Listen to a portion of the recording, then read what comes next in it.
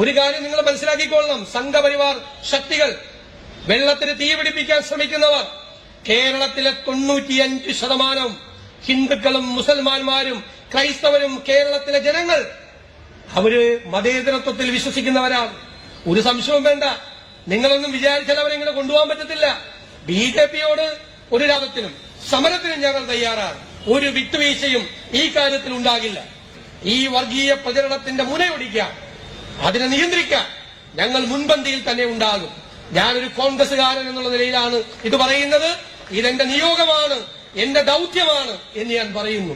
ഈ പോരാട്ടത്തിനിടയിൽ തോറ്റുപോയാൽ, തളർന്നുപോയാൽ, വീട്ടിൽ പോയിരിക്കേണ്ടി വന്നാൽ എനിക്ക് അതിലൊരു ദുഃഖവും ഉണ്ടാവില്ല.